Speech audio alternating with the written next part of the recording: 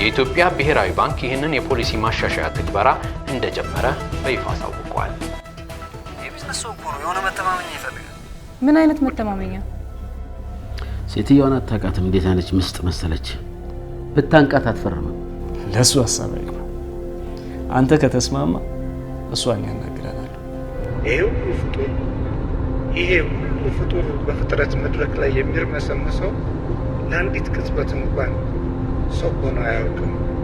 ሰው ሊሆን ጽንስ ነው።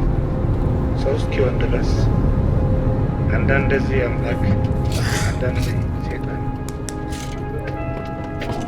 በነገራችን ላይ ከዚህ በኋላ ምንም አይነት የገንዘብ ችግር አይገጥምሽም። ደግሞ አስታውሺ፣ ሰሞኑን ፓስፖርት እናወጣለን።